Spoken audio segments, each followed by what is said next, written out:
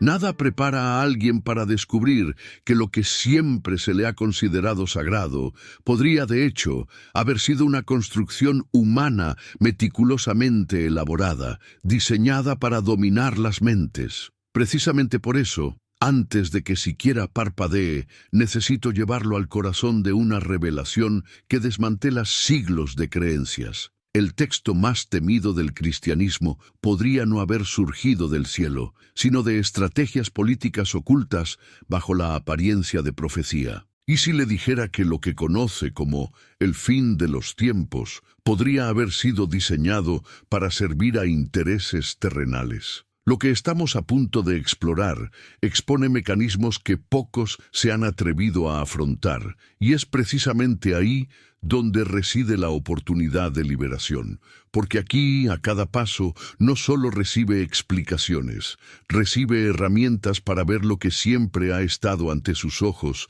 y que nunca se le permitió percibir. Imagínate retroceder al siglo I, entre ruinas humeantes y comunidades perseguidas que viven a la sombra de un imperio brutal. En este escenario, emergen escritos repletos de criaturas monstruosas, cifras enigmáticas y amenazas de catástrofes cósmicas. Pero al analizar el entorno político de la época, algo empieza a inquietarnos. ¿Por qué una advertencia celestial tendría que esconderse tras códigos casi indescifrables? ¿No sería más lógico que un mensaje divino fuera directo, claro e inequívoco? Esta incomodidad, esta pequeña grieta que se abre en la lógica tradicional, es precisamente donde la verdad empieza a escapar. Esto se debe a que al observar el contexto histórico, percibimos una lucha de poder más humana que divina. Los líderes religiosos intentaron mantener unidas a las comunidades fragmentadas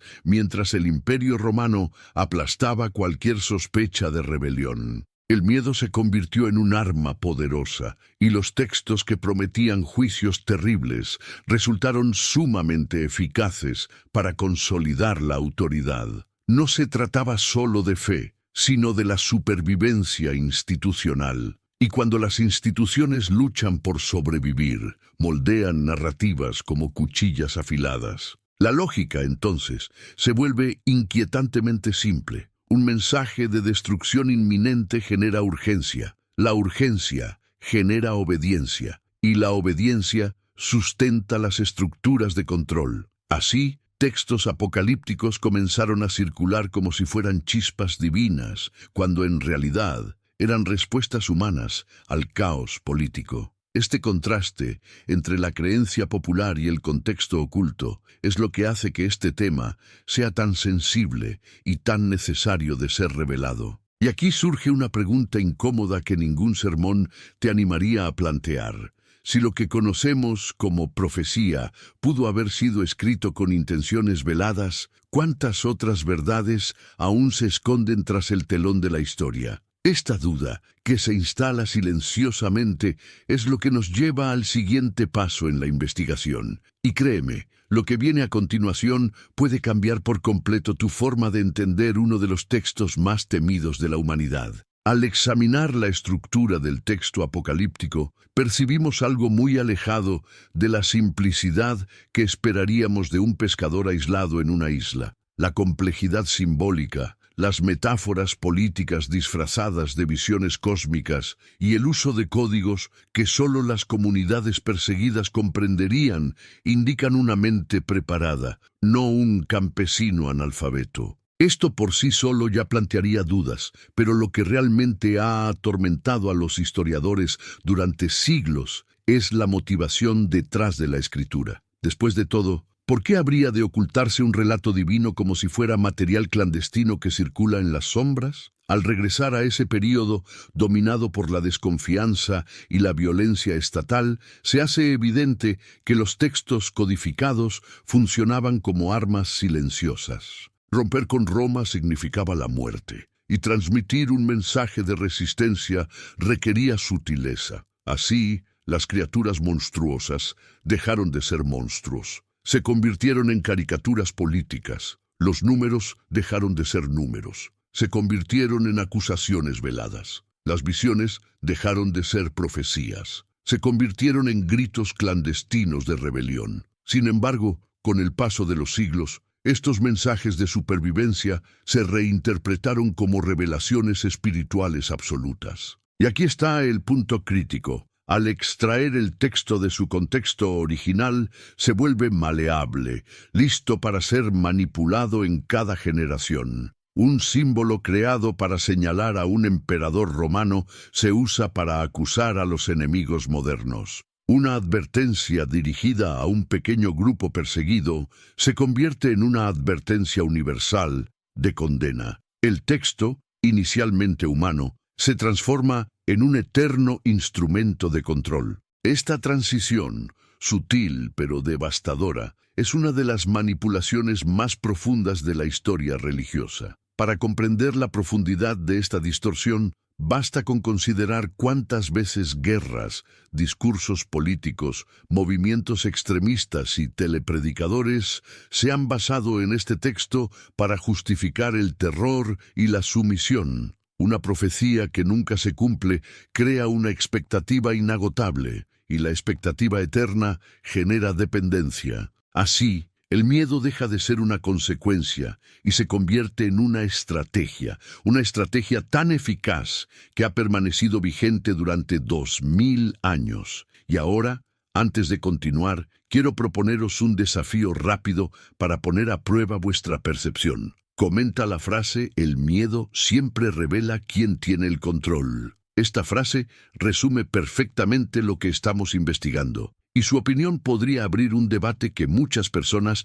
han evitado durante siglos. A lo largo de los siglos, lo que antes era un texto local, dirigido a un grupo específico que vivía bajo la opresión imperial, terminó convirtiéndose en una especie de lente indispensable para interpretar cualquier crisis. Pero es precisamente al analizar cómo se produjo este cambio que nos damos cuenta de algo desconcertante. La transición no fue natural, fue orquestada. Mientras que las comunidades primitivas interpretaron el texto como un manifiesto velado de resistencia, líderes posteriores descubrieron que esas palabras, distorsionadas por el tiempo, podían tener propósitos mucho más amplios. Es como observar cómo un objeto antiguo se traslada a un escaparate moderno, solo que con un detalle. El significado original ha cambiado, pero nadie informó al público. En este proceso, el texto adquirió nuevas capas de autoridad, no por su origen, sino por su utilidad. Hombres influyentes vieron en él un potencial que trascendía la espiritualidad, un instrumento de disciplina psicológica capaz de trascender generaciones, y, a través de esta manipulación gradual, el miedo dejó de ser una reacción para convertirse en una estructura que, hoy en día, aún resuena en sermones, discursos apasionados e interpretaciones apresuradas que ignoran por completo el contexto histórico que debería guiarlas. Esta hábil adaptación, que transformó un mensaje del siglo I en una advertencia atemporal, revela una inteligencia estratégica excepcional, hasta el punto de que muchos historiadores consideran que la popularización del texto no se debió a una genuina devoción, sino a la conveniencia política que ofrecía. Y aquí surge algo que pocos comprenden. El mayor poder de un texto no reside solo en lo que dice, sino en lo que permite que otros digan en su nombre. Esta apertura a múltiples narrativas es lo que consolidó su importancia, no su fidelidad a lo divino. Pero quizás lo más intrigante es observar cómo su oscuridad se convirtió en una ventaja. Cualquier vacío de comprensión podía ser llenado con interpretaciones que reforzaban el poder de quienes las proclamaban. El texto se convirtió en un espejo maleable, reflejando exactamente lo que cada líder quería que reflejara. A la vez, ofrecía advertencia, juicio, promesa, amenaza y autoridad. Todo esto sin necesidad de demostrar absolutamente nada. Y aquí hay una pregunta que, en sí misma, abre una nueva vía de investigación, un camino que pocos se atreven a seguir. Si la narrativa se moldeó para servir a las intenciones humanas,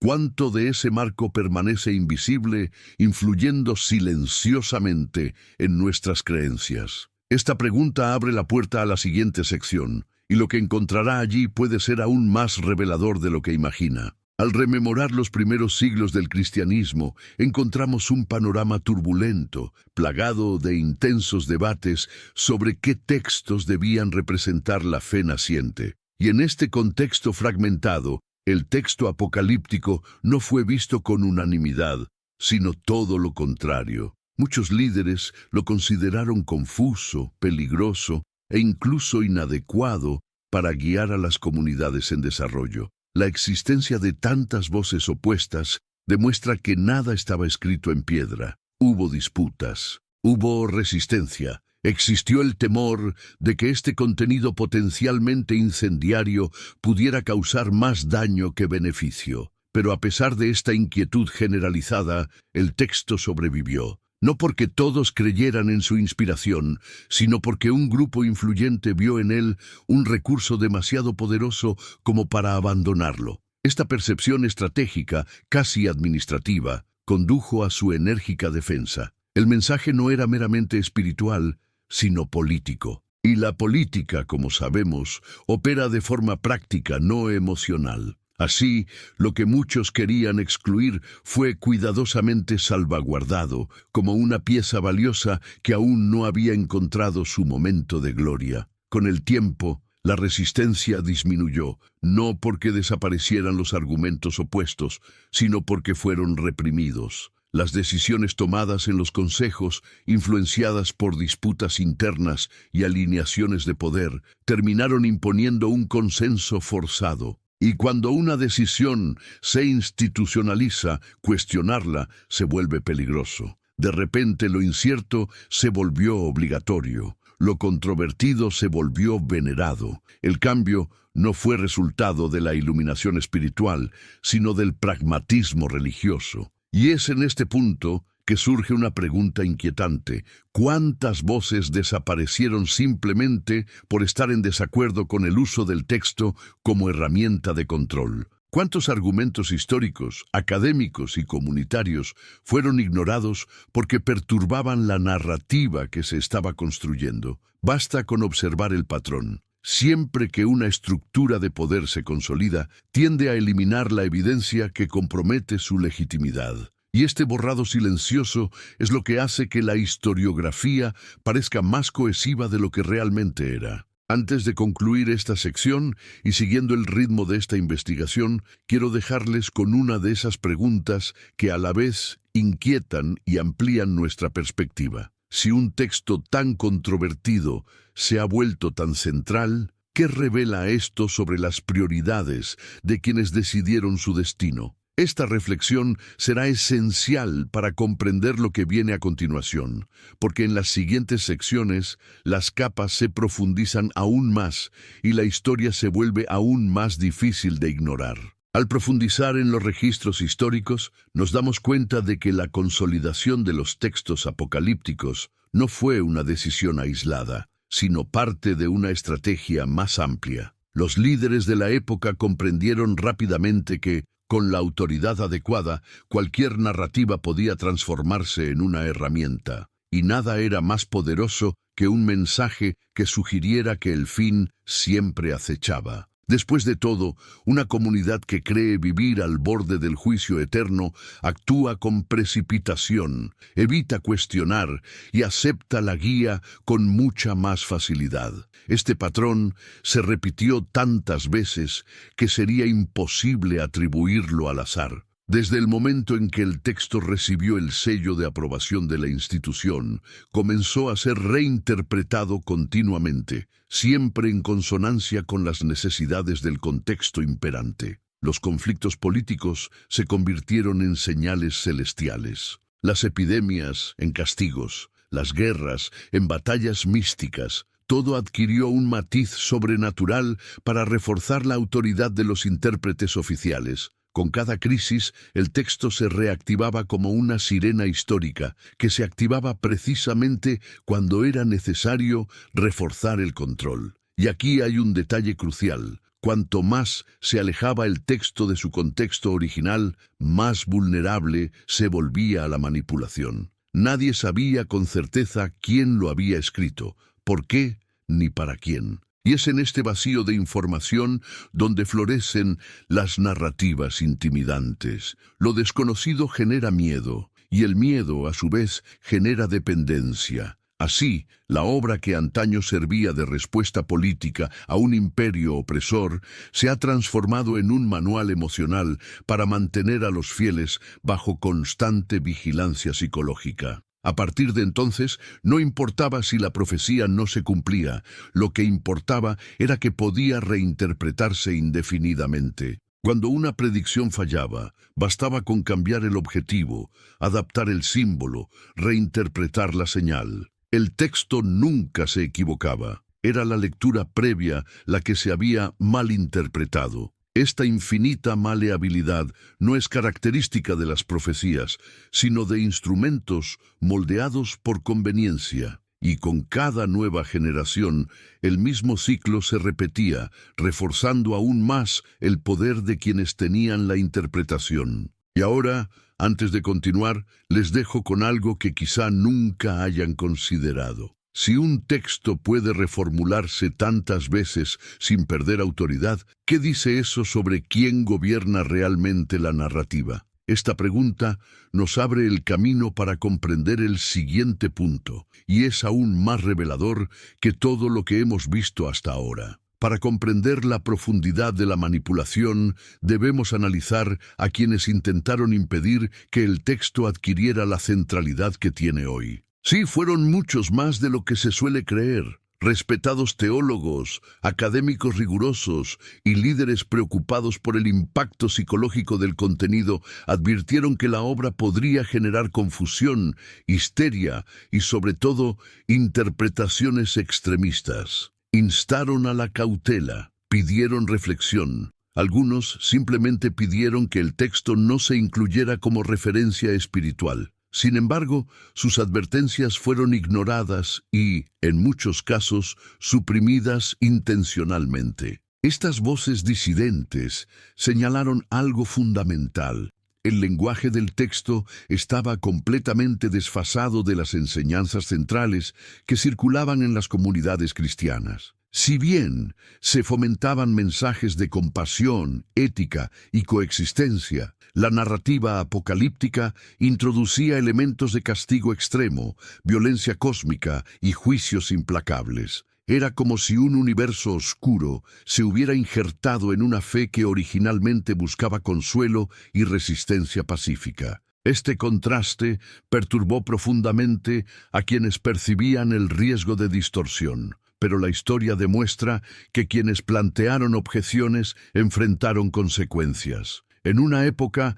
en la que cuestionar las decisiones institucionales podía significar aislamiento social, pérdida de influencia e incluso persecución, muchos se retractaron. Otros simplemente fueron borrados de los registros oficiales. Y con el tiempo, solo perduró una narrativa, la de que el texto era indispensable, intocable, incuestionable. Así, la disidencia desapareció no por debilidad, sino por supresión. Esta supresión no fue accidental, formó parte de un proceso que acompañó a la propia institucionalización religiosa. Cuando una estructura pretende mantenerse estable, elimina todo aquello que pudiera exponer sus contradicciones internas. Por lo tanto, eliminar la oposición era tan importante como promover el texto mismo. Y en algunas regiones, la presión para aceptarlo como sagrado era tan fuerte que cualquier resistencia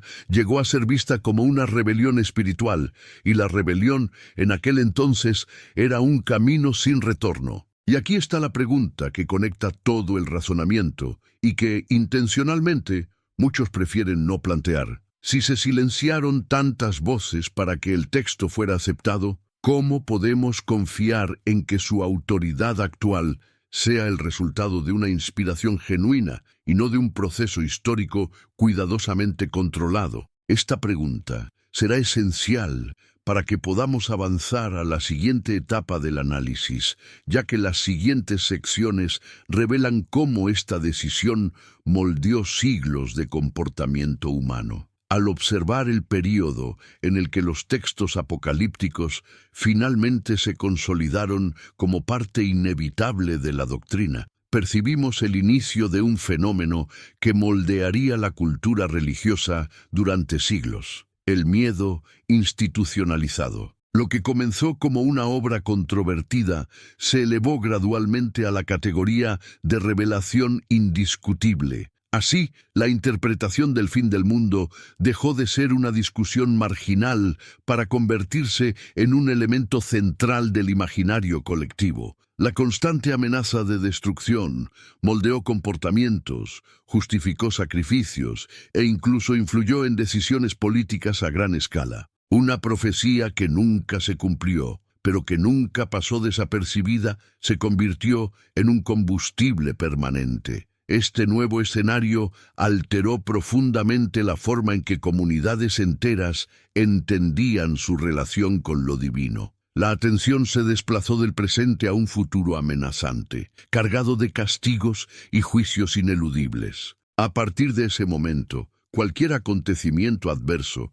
desde una mala cosecha hasta conflictos armados, podía reinterpretarse como una señal de la proximidad del gran desenlace. Esto creó una atmósfera de constante vigilancia espiritual, donde cualquier duda se consideraba una debilidad y cualquier cuestionamiento se castigaba como una traición a la fe. La fuerza de esta narrativa no residía necesariamente en su precisión, sino en su capacidad de adaptarse a diferentes momentos históricos. El texto comenzó a funcionar como una matriz simbólica capaz de generar nuevas interpretaciones con cada generación. Cuando una predicción fallaba, otra la sustituía. Al terminar una guerra, otra podía reinterpretarse como presagio del fin. Esta elasticidad permitió que el miedo se convirtiera en una presencia continua, invisible, pero siempre activo, siempre disponible como herramienta de influencia.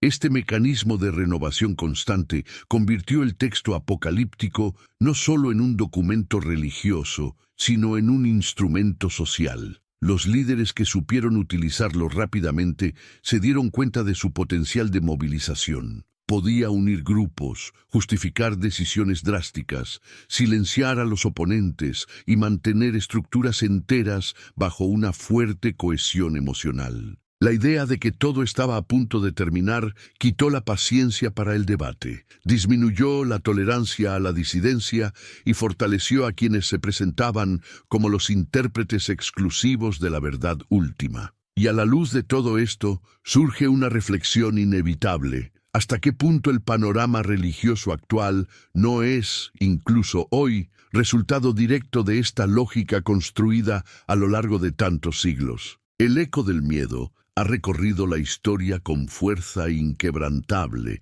y, como veremos en la siguiente sección, se ha perpetuado no solo mediante la repetición, sino mediante decisiones calculadas que impidieron el desarrollo de alternativas. A medida que la estructura institucional se fortalecía, también lo hacía la necesidad de controlar la narrativa religiosa. Es precisamente en esta fase que observamos el desmantelamiento sistemático de los textos en pugna. De hecho, existían otras obras que ofrecían perspectivas distintas sobre el juicio, la espiritualidad y el destino final. Algunas describían el fin de los tiempos como un proceso de purificación interna, otras como una invitación a la comprensión simbólica. Sin embargo, estos enfoques no cumplían el objetivo de la institución. Ninguno generaba el tipo de temor que garantizaba la obediencia inmediata. Por lo tanto, una serie de textos alternativos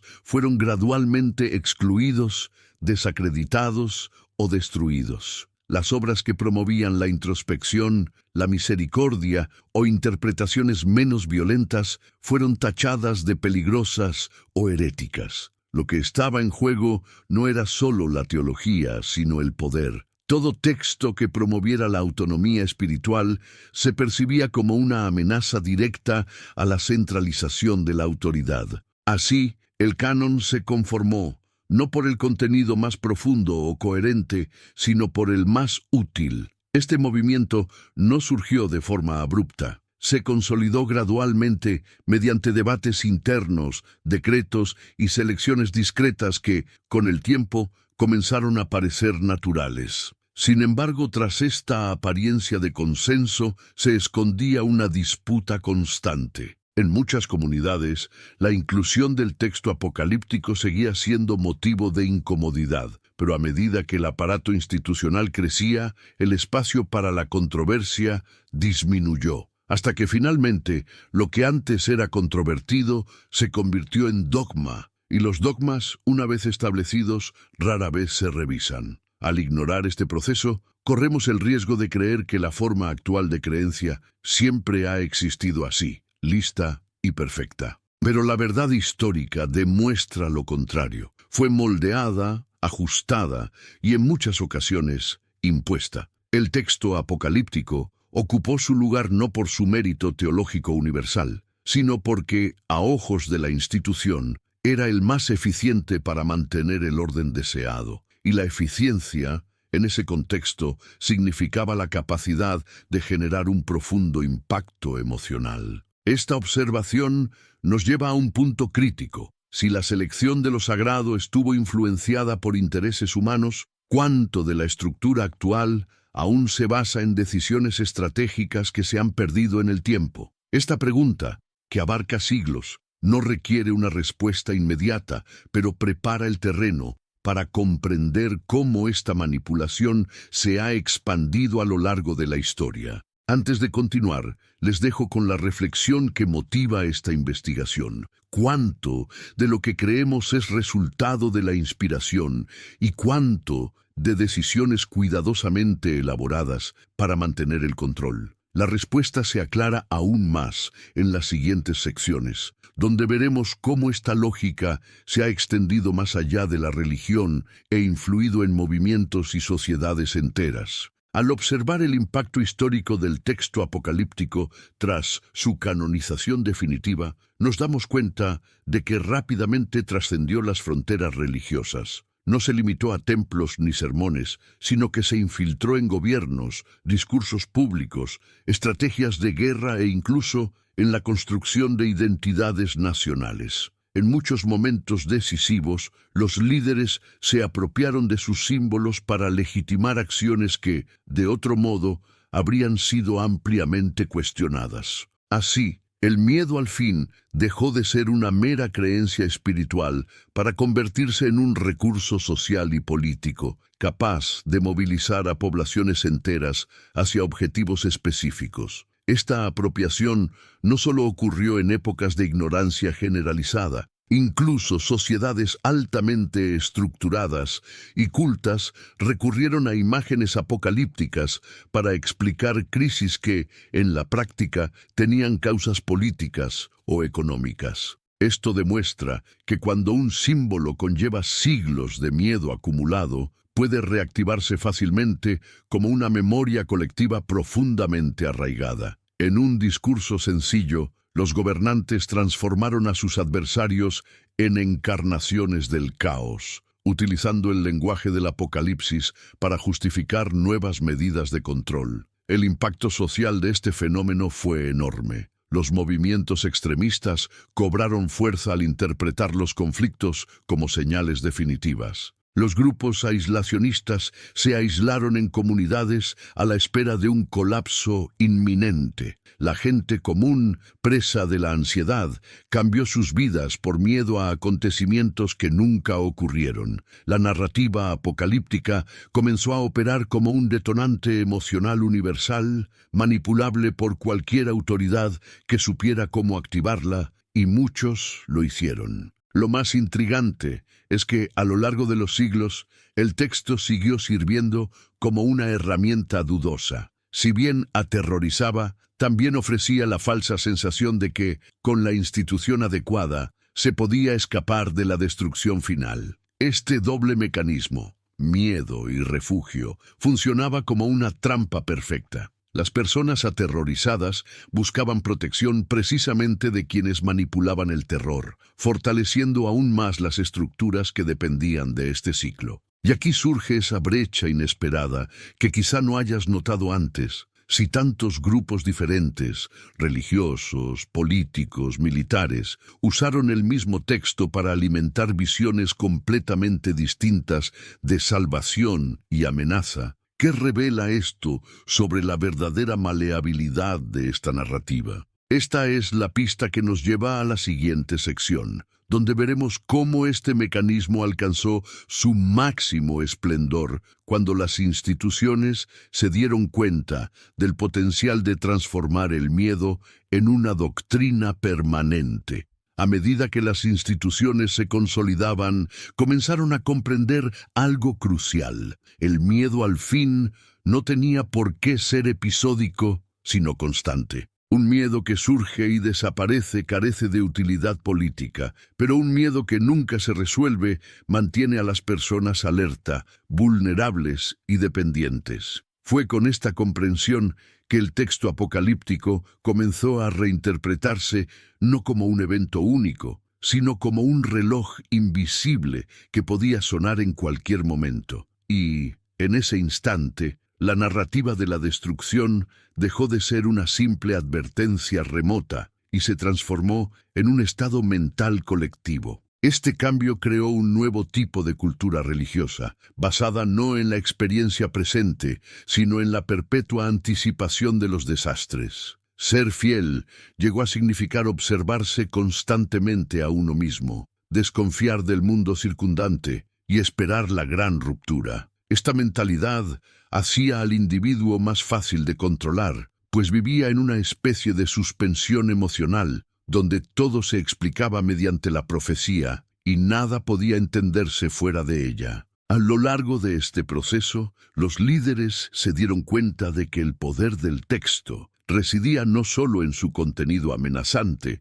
sino también en la autoridad de quienes lo interpretaban. Así, surgieron estructuras especializadas para descifrar señales, reforzando la idea de que solo ciertas figuras tenían acceso a la verdadera comprensión del fin. Esto creó jerarquías rígidas, sustentadas no por la razón, sino por la desesperada necesidad de sentirse preparados. Quien domina la interpretación domina el miedo, y quien domina el miedo domina a las personas. Esta dinámica se ha extendido por siglos y ha llegado hasta nuestros días. Hoy en día, aún encontramos discursos que evocan la amenaza final para justificar decisiones que abarcan desde políticas restrictivas hasta movimientos sociales sumamente radicales. El apocalipsis se ha seguido utilizando como argumento emocional, incluso en un mundo repleto de herramientas científicas capaces de explicar los fenómenos con claridad.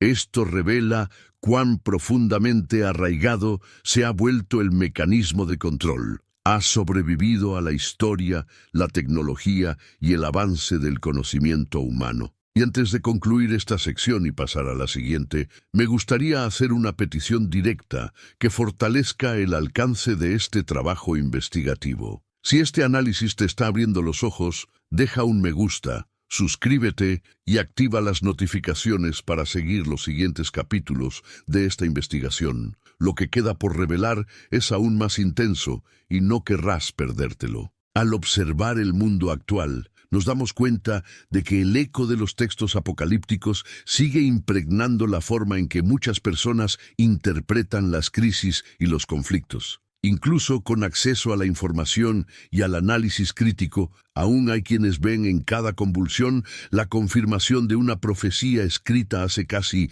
2 milenios. Este fenómeno no revela ingenuidad, sino condicionamiento histórico. Siglos de narrativas forjadas para provocar miedo dejan profundas huellas, formando una especie de lente cultural que distorsiona la percepción de la realidad cuando el caos se vislumbra en el horizonte. Al analizar cómo se ha perpetuado este patrón, nos damos cuenta de que se ha convertido en un mecanismo casi automático. No importa si el conflicto es político, ambiental, económico o social, siempre habrá alguien que argumente que el texto apocalíptico predijo precisamente eso. Esta tendencia no surge de la evidencia, sino de la necesidad emocional de encajar los acontecimientos en un marco conocido, y cuanto más cargado de miedo esté el significado atribuido, más poder adquiere. Al fin y al cabo,